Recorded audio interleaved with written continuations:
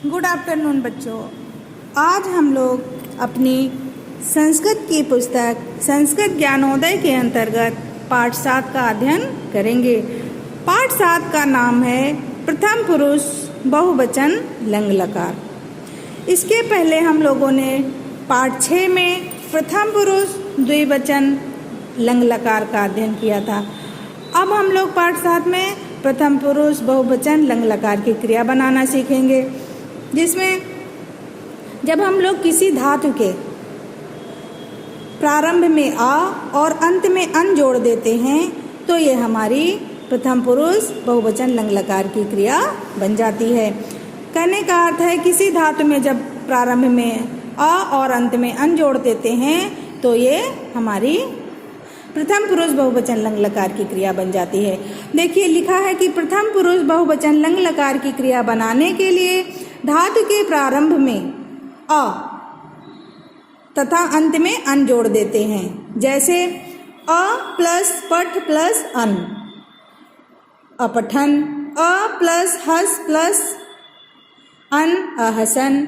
अ plus लिख plus अन अलिखन।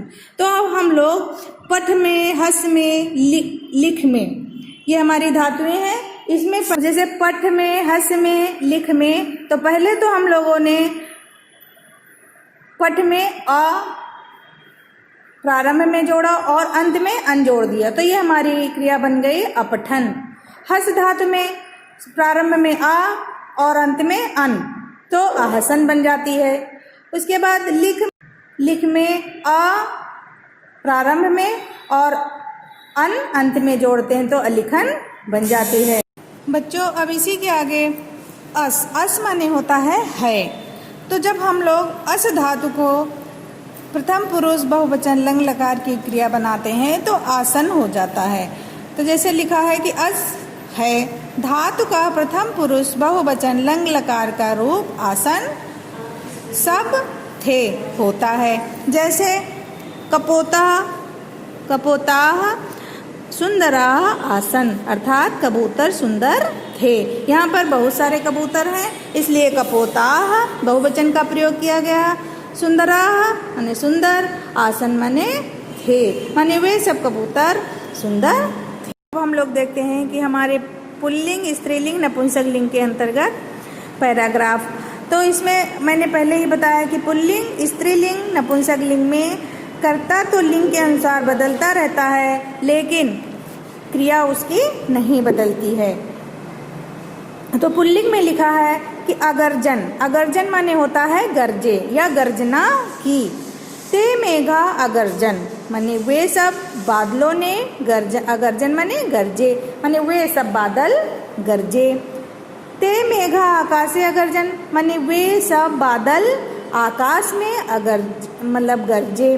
तो यहाँ पर ते माने वे सब, मेघा माने बादल, आकाशे माने आकाश में, अगर्जन माने गरजे, वे सब बादल आकाश में गरजे। यहाँ पर ये ते मेघा जो है ये पुल्लिंग का है कर्ता, और आकाशे में यहाँ पर सप्तमी विभक्ति का प्रयोग किया गया है, इसलिए यहाँ पर अगर्जन का प्रयोग किया गया है। मेघा के साथ हम लोग अगर्जन का प्रयोग करेंगे।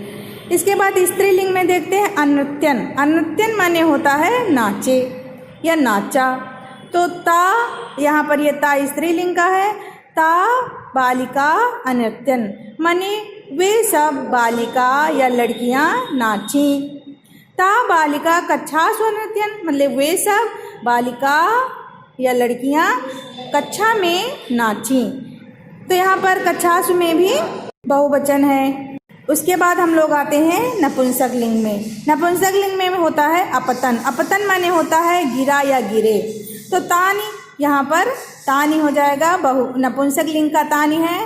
तानी, तानी माने वे सब, आम्राणि माने आम, अपतन माने गिरे, वे सब आम गिरे। उसके बाद फिर लिखा है तानि आम्राणि वृक्षात् अपतन।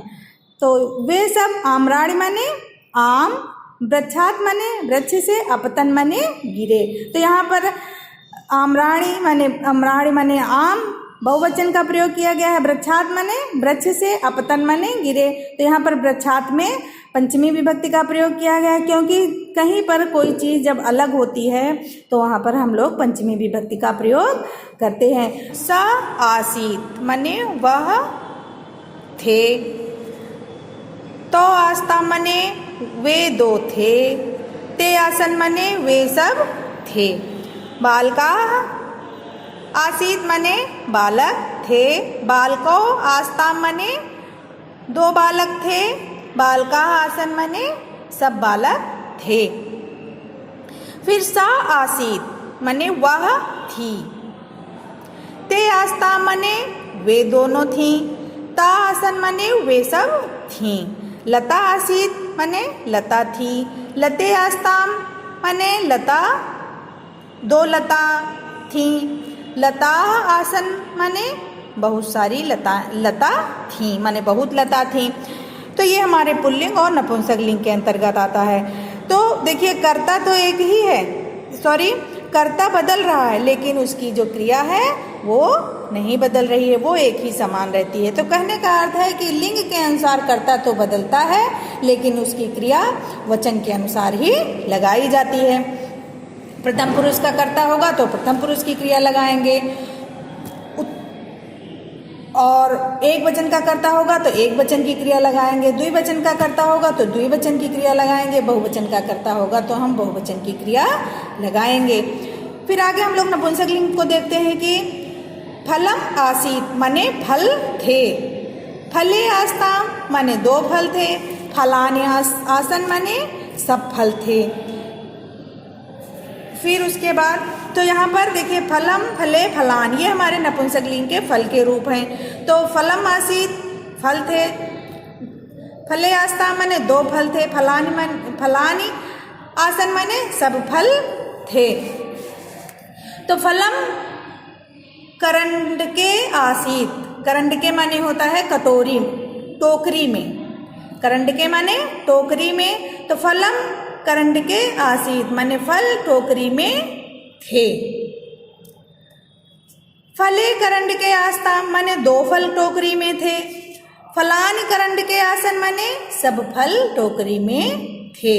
तो यहाँ पर आसीत, आस्ताम, आसन का रूप नहीं बदल रहा है, केवल हम लोग स्त्रीलिंग, नपुंसकलिंग और पुल्लिंग का रूप बदलते हैं। तो पुल्लिंग में सहतोते, स्त्रीलिंग में सा, ते, ता, और नपुंसकलिंग में तत्, ते, तानि चलता है। जैसे नपुंसकलिंग में यहाँ पर फलम, फले, फलानि रूप चलता है।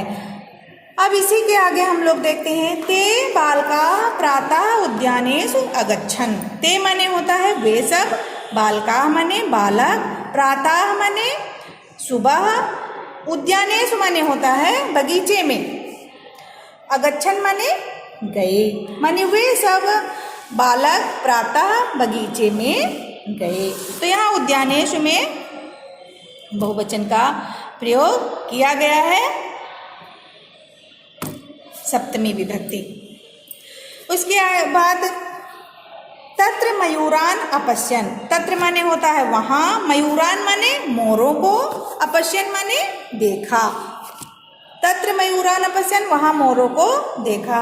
मयूरा अनृत्यन माने मोर, मतलब सब मोर नाचे या अनेक मोर नाचे। कपोता सुका च अवदन माने कबूतर, सुका माने होता है तोता, च माने और, अवदन माने बोला या बोले, माने कबूतर तोते से बोले। ते बालिका मुदिता अभवन। ते माने वे सब, बालिका माने बालक, मुदिता माने होता है प्रसन्न, प्रसन्न, अभवन माने हुए, माने वे सब बालक प्रसन्न हुए।